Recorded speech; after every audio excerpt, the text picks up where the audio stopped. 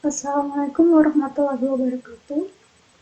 Pada video kali ini, kami akan membuat sebuah database bernama teknik yang berisikan 5 tabel seperti pada rancangan tabel di sini. Yang pertama ada tabel mahasiswa, kemudian tabel nilai, tabel matkul, tabel dosen, dan tabel prodi. Mari kita mulai. Pertama-tama jangan lupa untuk mengaktifkan XAMPP-nya. Kemudian buka halaman PHP MathAdmin, kita klik SQL, kemudian ketikkan create. Pertama kita membuat database-nya terlebih dahulu. Create database, lalu nama database-nya.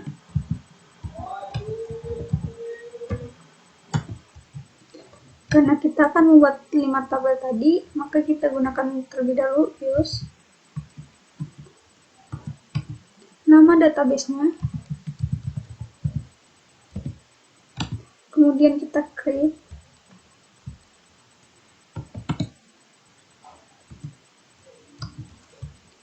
Table. Kemudian nama table yang akan dibuat.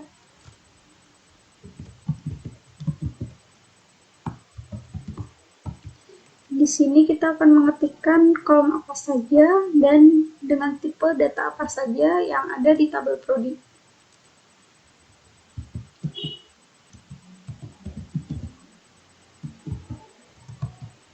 Tipe datanya integer, kemudian auto increment,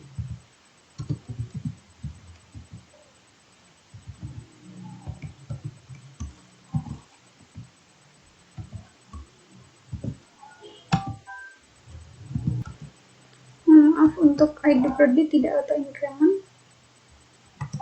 tapi not null. Jadi kolom ID prodi ini tidak boleh kosong.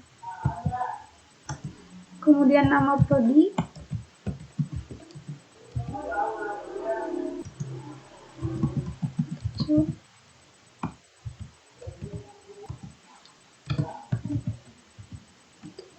ini juga tidak boleh kosong. Kemudian ketua prodi,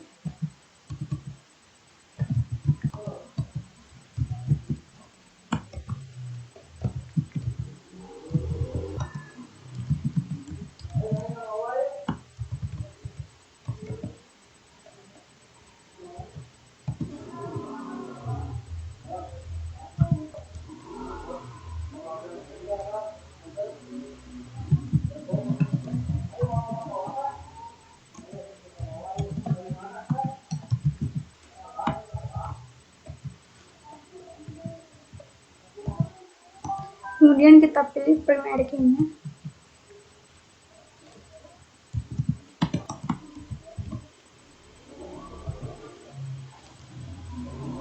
Di sini primary key-nya ID prodi, titik koma, dan di bawahnya kita lakukan hal yang sama untuk membuat tabel-tabel yang lainnya. Nah, seperti ini. Untuk tabel dosen, primary key-nya NIP dosen, kemudian untuk tabel mahasiswa itu NPM, primary key-nya. Untuk tabel matkul itu ada kode matkul sebagai primary key. Kemudian pada tabel nilai di sini ID-nya auto increment. Kemudian primary key-nya ID. Dan kita coba. Sukses. Kita buka database-nya. Di sini sudah terbuat database teknik. Ada 5 tabel pada database teknik, yaitu tabel dosen dengan struktur seperti ini. Kemudian tabel mahasiswa, strukturnya seperti ini. Tabel matkul, strukturnya seperti ini. Dan tabel nilai, strukturnya seperti ini. Terakhir tabel prodi. Strukturnya seperti ini. Selanjutnya kita akan melakukan insert data pada tabel-tabel pada database teknik ini. Pertama saya akan melakukan insert data pada tabel prodi. Kita klik tabelnya, kemudian SQL.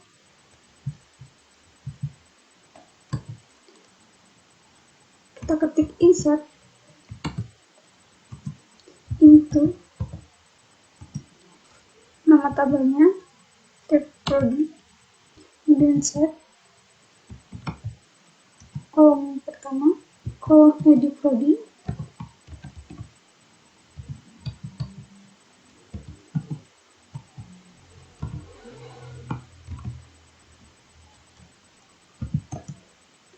kemudian nama prodi, selanjutnya ketua prodi,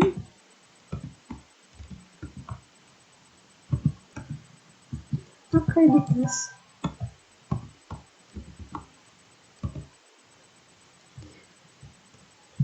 nah seperti ini. Nanti akan saya copy saja. Kemudian ini untuk edi prodi kita isi sesuai dengan data yang akan dimasukkan. Nama prodinya,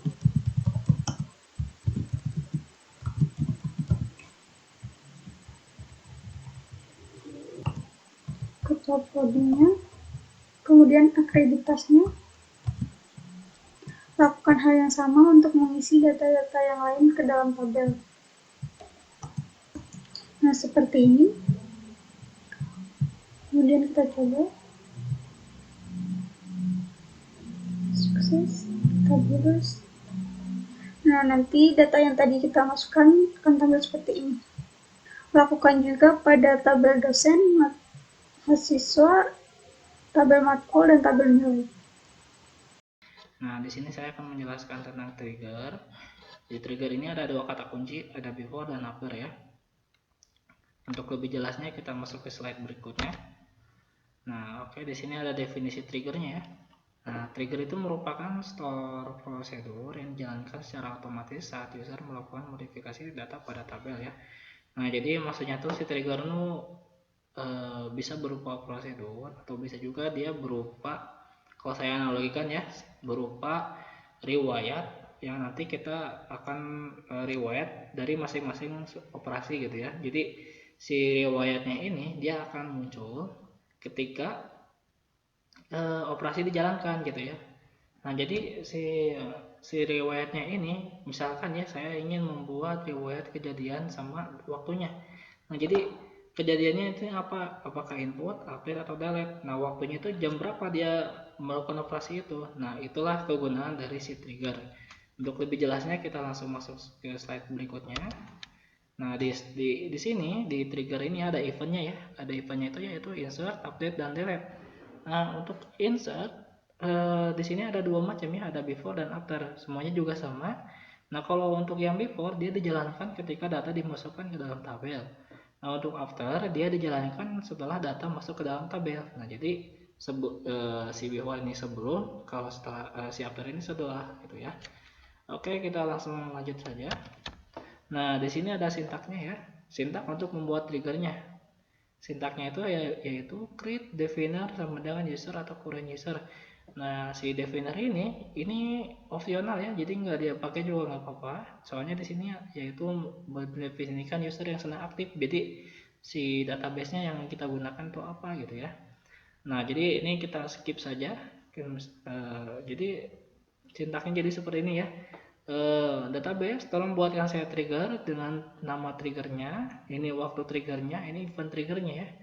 Pada tabel untuk masing-masing barisnya yaitu tergantung pada statementnya. Jadi gini ya, ini trigger name-nya udah pasti, ini nama triggernya, ini bebas kalian untuk menentukan apa. Nah, untuk trigger time-nya, nah di sini ada dua ya, ada before dan after. Nah, si before ini, jadi maksudnya gini ya, si before ini, jadi si before ini, ketika kita sudah membuat trigger, nah otomatis trigger ini tuh udah aktif. Jadi kalau kita membuat trigger dengan waktunya itu before, otomatis trigger tersebut itu udah aktif sebelum kita melakukan suatu operasi ya. Nah jadi sebelum kita melakukan operasi ini trigger ini udah aktif gitu. Jadi kalau misalkan kita mau menginputkan datanya, otomatis ya kita harus mengikuti dari trigger tersebut, validasinya kah atau datanya kah yang mau diubah. Nah itu nanti saya jelaskan sampai dipraktekkan ya. Berbeda halnya dengan after. After itu triggernya itu akan aktif kalau kita sudah melakukan operasinya, baik itu input, update ataupun delete. Nah oke, kita lanjut. Di sini ada trigger event. Trigger event ini yang tadi saya jelaskan ya. Ini ada 3, ada insert, update, dan delete. Nah si insert ini udah pasti ini dia buat record baru ya. Nah kalau contoh statementnya ini ada insert, ada load data, ada replace. Nah untuk update triggernya itu untuk memodifikasi si recordnya, untuk mengupdate datanya ya. Contohnya di sini ada update. Untuk delete dia akan aktif ketika record itu dihapus ya. Nah jadi delete ini triggernya itu akan aktif ketika data kita akan dihapus. Nah contoh statementnya itu apa aja, ada delete dan refresh. Nah ini catatan untuk trigger eventnya. Untuk trigger event before insert dia akan aktif hanya untuk statement insert dan statement load data ya. Jadi si refresh ini dia nggak akan bisa digunakan dalam before insert, kecuali kalau after ya. Oke, untuk selanjutnya ini ada tabel namanya. Nah ini nama tabel yang akan berasosiasi dengan triggernya ya, yang akan dihubungkan dengan triggernya. Nah untuk masing-masing baris tergantung pada statement. Nah di sini nih ini kuncinya ya. Statement inilah yang nanti kita akan buat, apakah kita ingin buat validasi ataukah kita ingin menambahkan datanya ke tabel log atau apa, itu bebas. Kita lanjutkan saja ya. Oke. Nah, di sini saya akan menjelaskan tentang before dan after insert ya. Before dan after insert ini keduanya itu nggak bisa mengambil data all. Kenapa? Karena ini data baru ya. Karena data baru ya otomatis nggak akan ada data lama ya. Nah, untuk before insertnya, ini keunikannya dia dapat mengubah nilai data ya yang akan diinsert ya, dan membuat validasi data. Nah, jadi dia itu bisa langsung menambahkan data sekaligus langsung mengubah datanya dengan validasi. Nanti validasinya apa gitu ya, nanti ini saya jelaskan sambil praktekan ya. Di sini ada after insert, dia nggak bisa mengubah value data ya. Nah beda dengan si before ya, jadi si before ini agak unik. Kita langsung praktekan. Oke. Oke, saya di sini menggunakan command prompt ya, tapi sebelumnya jangan lupa ini XAMPP-nya kalian start dulu ya, Apache dan MySQL-nya. Oke, kita langsung saja. Kita panggil database-nya. XAMPP. Masuk dulu ke foldernya bin ya. Kemudian ini saya hapus dulu biar rapi. Kita panggil database-nya. Oke, sudah masuk dalam database ya. Kita lihat dulu database-nya ada apa aja. Oke, di sini ada banyak ya. Saya menggunakan database teknik. Sorry. Oke, sudah masuk. Nah, sekarang saya akan membuat trigger before insert ya. Nah, cuman saya tinggal lihat dulu ini ada tabel apa aja ya. Oke, ada tabel banyak ya. Saya di sini akan membuat trigger pada tabel T-nilai ya.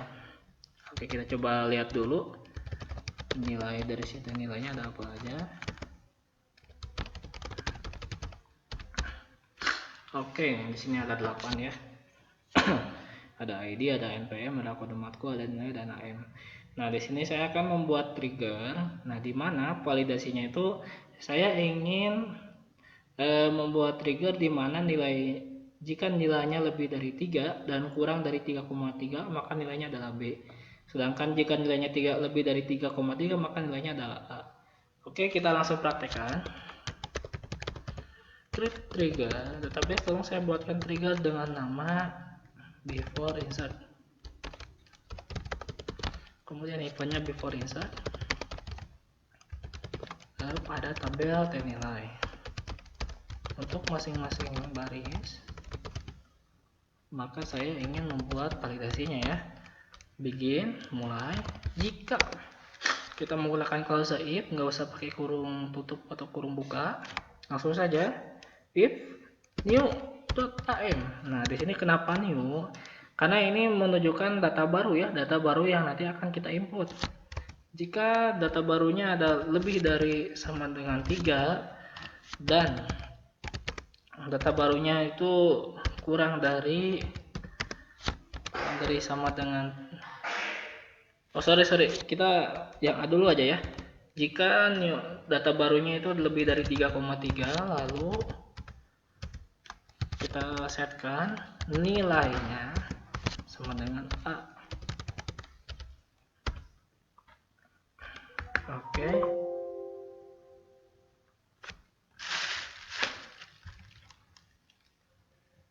Oke, mohon maaf ya iklan. Oh ya, di sini ini mohon maaf ya teman-teman, saya lupa. Ini jangan lupa kalian delimiterkan ya. Nah, jadi supaya nanti ketika kita mau menginput data ada titik komanya, jadi di database nggak langsung mengeksekusi ya. Ini mohon maaf ya teman-teman, tadi saya salah. Kita ulangi.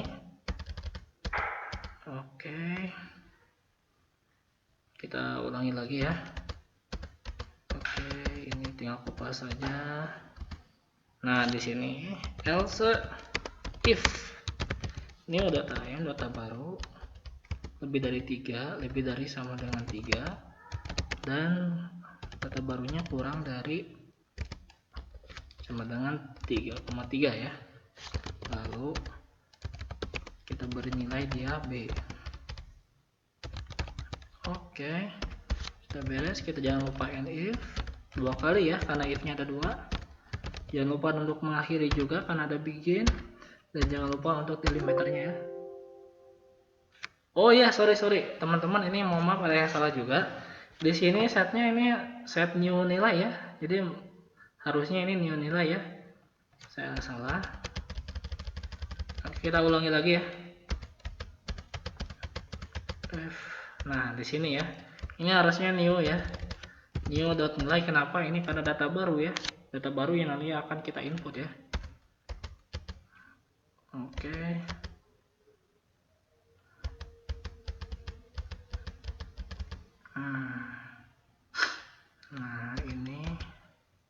Nah ini juga sama ya, data baru harusnya ya. Mohon maaf ini teman-teman.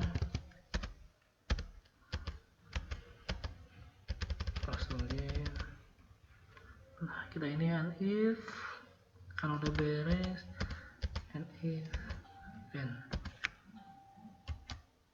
Oke. Nah, sudah berhasil ya teman-teman. Nah, sekarang kita coba inputkan nilai, insert into nilai, values. Ini values ke 9, kemudian npm nya berapa ya, kita panggil yang paling akhir aja lah. Oke, matkulnya kita pakai matkul 02. Oke, nah nilainya ini di sini saya nol kan. Harusnya ini kalau misalkan kita lihat nanti di tabel nilainya harusnya 0 ya. Tapi ini ajaibnya di sini ya. Nilainya 3,8 misalnya. Saya ingin membuat 2 karena tadi ada kondisi 2 kondisi. Saya ingin membuktikan dua-duanya. Oke, di sini berarti 10. Ini coba kita jangan yang satu lagi. Ini 2,5 misalkan ya. Oke, berhasil ya. Kita coba lihat ya teman-teman. Maka berhasil. Mantap, berhasil ya teman-teman.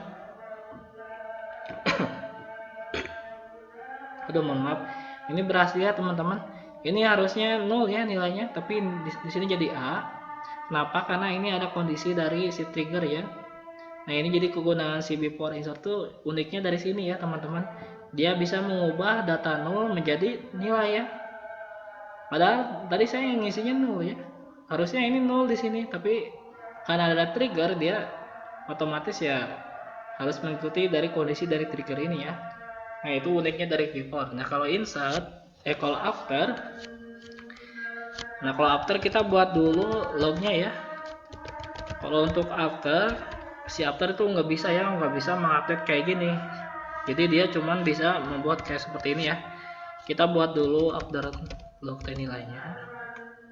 Saya buat dulu tabelnya dengan variabel kejadian, tipe datanya varchar, panjangnya kita 30, kemudian di sini ada waktunya, ini dead time ya. Oke, jangan lupa delimiter. Oke, berhasil ya teman-teman. Nah sekarang kita buat trigger after insertnya ya. After insert, eventnya after insert pada tabel t-nilai ya, jangan log t-nilai ya, karena kita harus menyesuaikan dengan si t-nilainya pada masing-masing row, for each row, pada masing-masing baris kita inputkan. Nah jadi saya ingin seperti ini ya, jadi setiap kali data yang akan diinput maka kita ketahuan gitu waktu dan kejadiannya, apakah dia input, update atau delete, jamnya jam berapa. Nah di sini kegunaan dari si after ya. Insert itu log nilai. Kejadiannya saya ingin ini follows. Kejadiannya saya ingin berarti ini karena insert input record ya. Records. Sorry. Waktu pas mau diinput. Oke, jangan lupa delimiter. Oke, berhasil ya. Kita coba praktekkan. Nah, di sini berarti kita mempunyai dua trigger ya. Satu after dan satu lagi before. Masing-masing memiliki kegunaan masing-masing ya. Nah, di sini berarti 11 saya ingin inputkan di sini sama juga ya. M04. Nah, ini saya nolkan lagi, ini harusnya nol juga, tapi karena tadi ada trigger before, maka dia akan mengubah nilainya ya. Ini 3,7. Oke. Sorry. Ini harusnya insert dulu ya. Insert into nilai ya. Nilai values. Nah, ini ya. Oke. Jangan lupa delimiter. Mantap, berhasil. Ini sudah berhasil satu row affected. Kita coba lihat tabelnya apakah berhasil. Oke, berhasil ya. Ini data nilainya 0 jadi A karena dia mempunyai trigger before. Nah sekarang kita coba lihat si login nilainya ya. Kita coba select login nilainya. Mantap. Nah jadi ini ya keunikan dari si after insert ya. Dia bisa melihat waktu input recordnya ya. Nah jadi saya ini menginput si tabel ini di ID 11 nya ini jamnya jam segini ya. Nanti ini bisa modifikasi lagi, cuman saya rasa cukup segini dulu ya. Oke, kita lanjut ke bagian before dan after update ya. Nah kalau si before dan after update keduanya bisa mengambil data new dan old. Nah jadi karena dia kan update, otomatis ya data sebelumnya juga ada ya. Data baru ini nanti yang akan diupdate. Nah gitu kan ya. Jadi makanya keduanya bisa mengambil data new dan old. Nah untuk before update dapat mengubah value data yang akan diupdate dan membuat validasi data. Ini mirip-mirip juga sama insert ya. Cuman bedanya dia ketika mau update ya. Kalau update dia nggak bisa mengubah value ya, sama kayak tadi.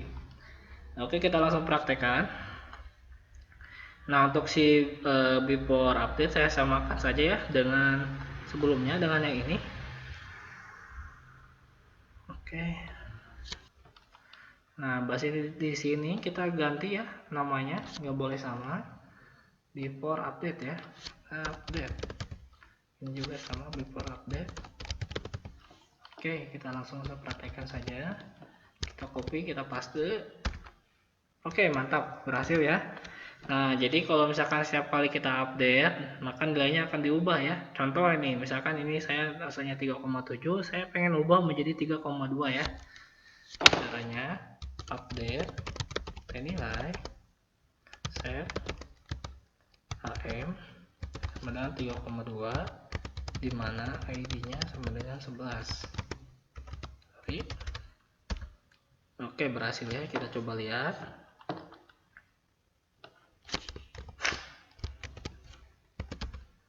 Nah, seperti itu ya. Ini yang asalnya nilainya A diubah jadi DB ya. Jadi punya kemiripan, cuman bedanya dia mengupdate ya.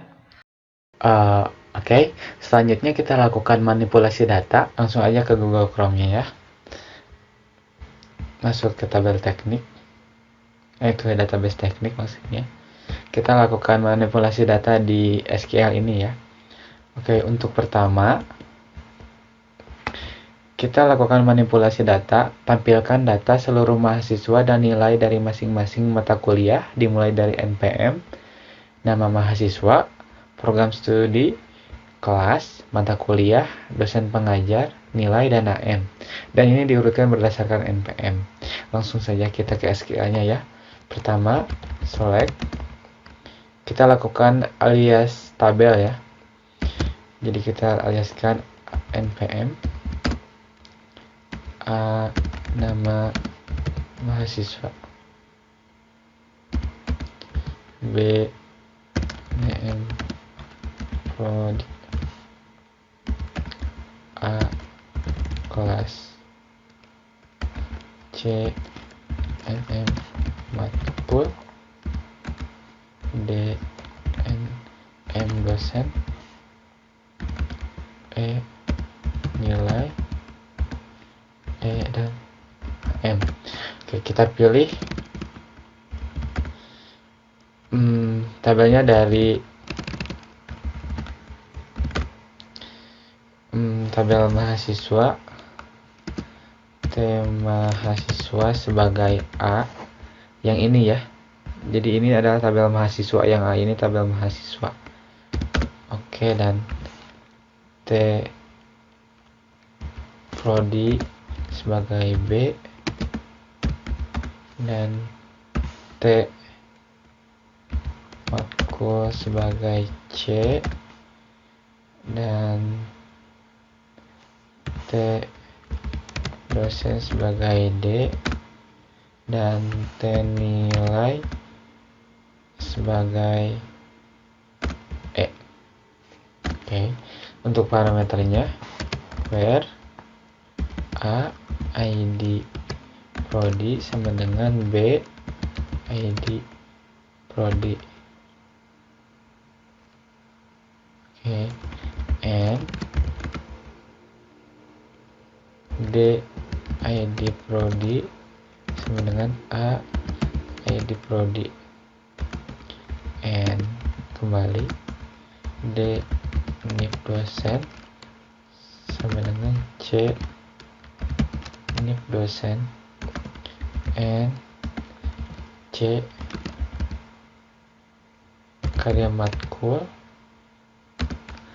dengan E karya matkul. Untuk pengurutannya dengan NPM, order by A NPM cascading ya. Jadi dari yang terkecil menuju yang terbesar. Oke, kita kirim. Nah, sudah. Yang selanjutnya, tampilkan data seluruh mahasiswa yang mahasiswa tidak aktif dan cuti, dimulai dari NPM, nama mahasiswa, program studi, dan kelas. Oke, kembali lagi ke SQL. Seperti biasa, select A NPM, A nama mahasiswa, B name prodi, maaf salah,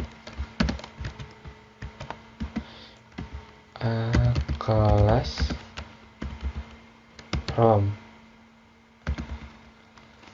T mahasiswa A, T prodi sebagai B, dan untuk parameternya ID prodi sama dengan B prodi, dan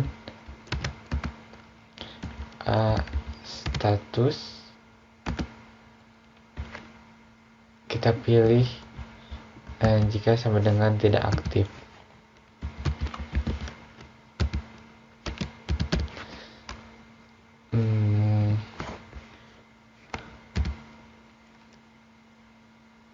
Maaf, bentar, coba. Oh, salah ini.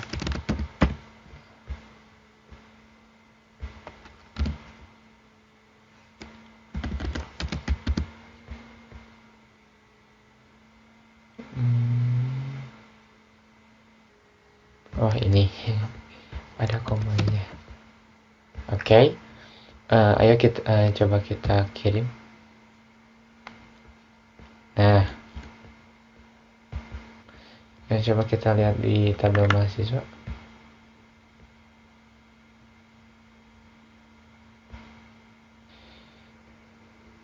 Nah, ini ada, pertama ada Nana, ini Nana ini cuti, dan ada Anto tidak aktif, dan ini Didi cuti. Jadi untuk yang kasus yang ini sudah selesai. Kita lanjutkan ke kasus yang ketiga. Tampilkan jumlah mahasiswa yang aktif, cuti, dan tidak aktif pada masing-masing prodi dimulai dari program studi, akreditasi, ketua program studi, dan jumlah mahasiswa. Kembali ke SQL. Oke, seperti biasa select. Langsung kita alias lagi tabel. Nama prodi, B akreditasi, coba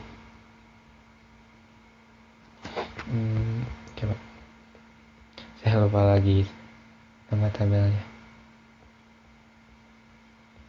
Akreditas ya. Oke, B akreditas, B ketua prodi,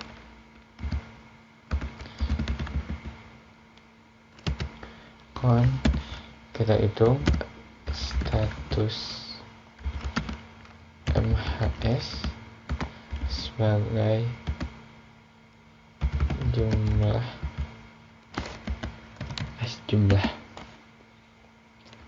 from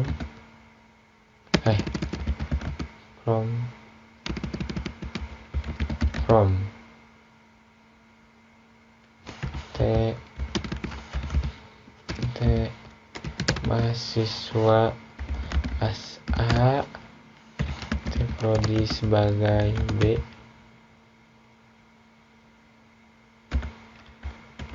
where ID prodi sama dengan B ID prodi, group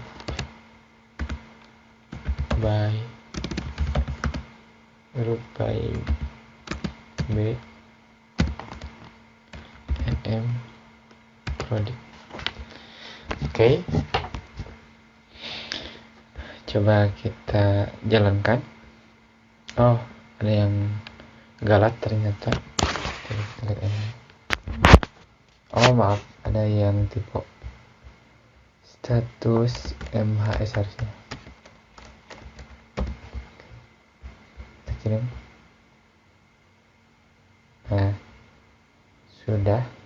Untuk penjelasan di SQL ini, select untuk mengambil data dari tabel, lakukan alias pada tabel, B nama prodi, B. Akreditasi, B. Ketua Prodi, dan kita hitung dari status mahasiswa yang samanya ada berapa.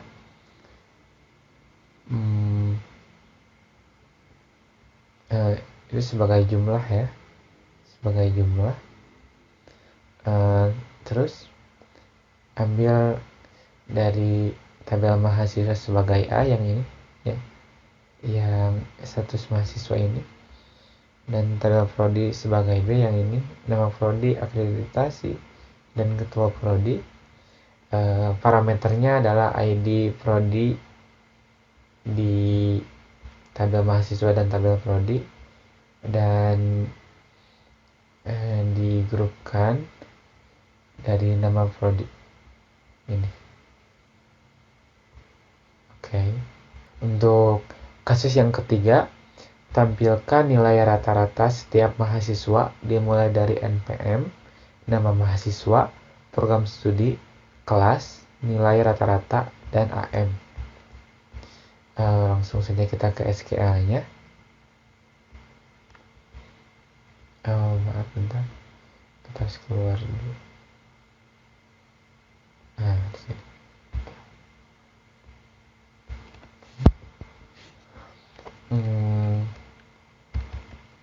Biasa select seperti biasa, dan pilih tabel NPM A, NM B, NM prodi A, kelas APG C, AM. Ini untuk rata-rata AM-nya ya.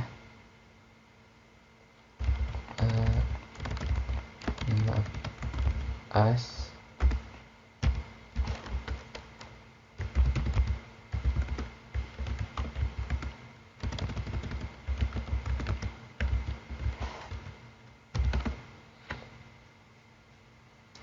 Oke, kita lakukan pemilihan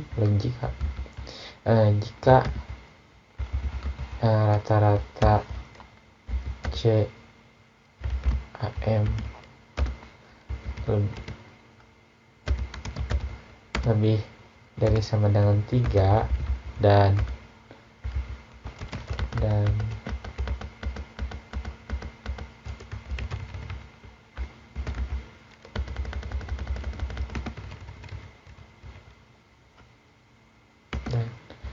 kurang dari 3,3, maka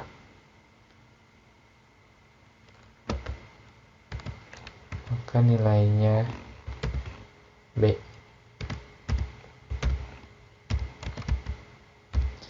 Jika tidak, berarti A.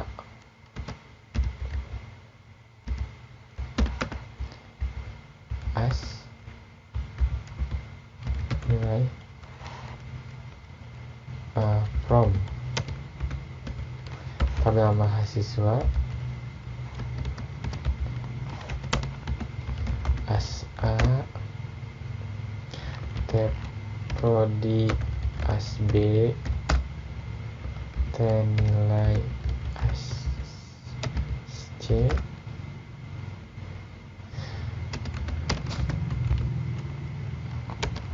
where ini parameternya seperti biasa ID prodi, dan CNPM sama ANPM group by AM. Oke, coba kita running. Nah, ini Studi kasus selanjutnya adalah menampilkan daftar mata kuliah yang tidak diambil oleh mahasiswa. Di sini menampilkan nama matkul, nama dosen, dan jumlah SKS.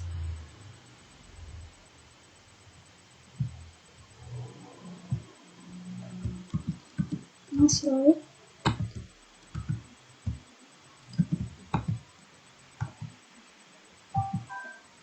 tabel makro,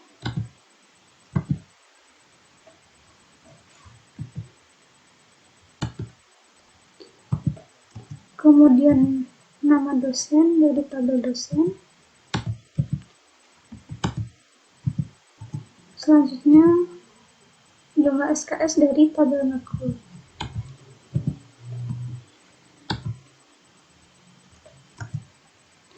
From tabel makro, energi tabel dosen, karena di sini kita juga menampilkan nama dosen dari tabel dosen. On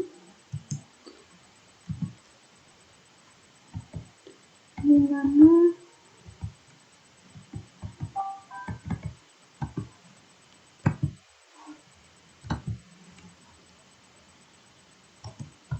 sama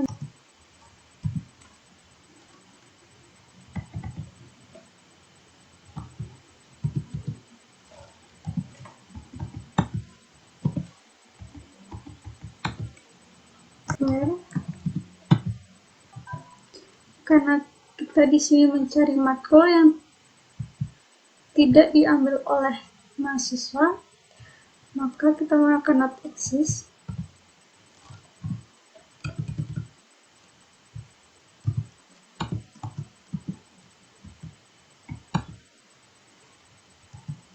Kemudian menggunakan tutup kurung ke kurung, kemudian menggunakan kurung kita ketikkan select history from tabel nilai di mana tower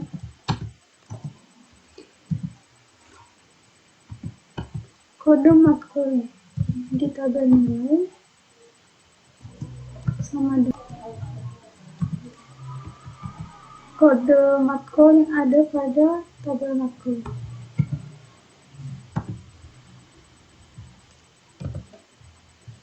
Jadi di sini kita akan menampilkan nama matkul, nama dosen dari tabel dosen, dan jumlah SKS dari tabel matkul.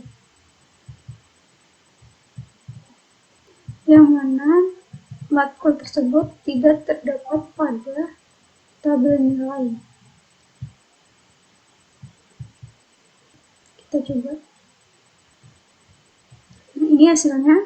Jadi mata kuliah yang tidak diambil oleh mahasiswa ada 5, yaitu kalkulus, material teknik elektro, proses manufaktur, statistika industri, dan struktur data. Selanjutnya, studi kasus menampilkan daftar nilai mahasiswa dengan NPM tertentu, di mana M adalah nilai hasil kali nilai AM dengan jumlah SKS. Di sini menampilkan NPM, nama matkul, nilai AM, dan nilai M.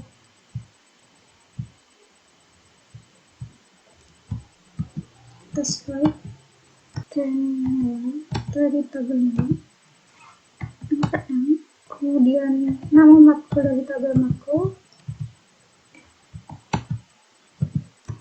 kemudian nilai dari tabel nilai,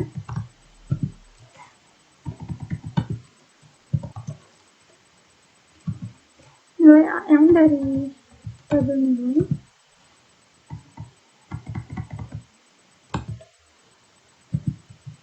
kemudian untuk M yang merupakan hasil kali dari nilai AM,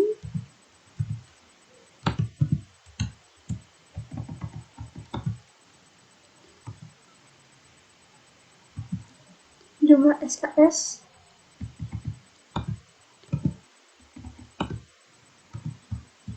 IAS,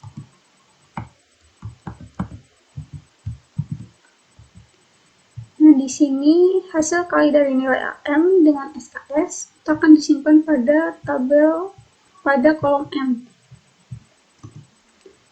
Lalu from Data ini diambil dari tabel nilai, inner join,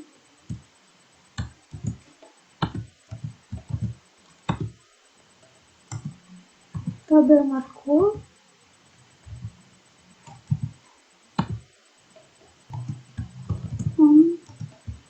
tabel nilai, kode makro sama dengan tabel makro kode makro. Ya, kan parameternya adalah salah satu mahasiswa, sehingga tabel nilai NPM sama dengan saya pilih salah satu mahasiswa dengan NPM 505.00.0083 sesuai yang ada pada tabel nilai. Kita coba. Nah, ini hasilnya. Kita tampilkan juga SPSS-nya.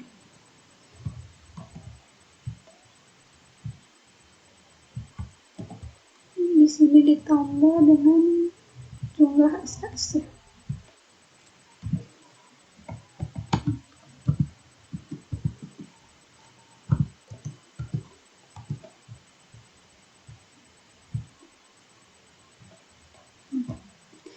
Jadi nilai M ini merupakan hasil kali dari nilai M dikali dengan SKS. Sekian video kali ini. Terima kasih. Wassalamualaikum warahmatullahi wabarakatuh.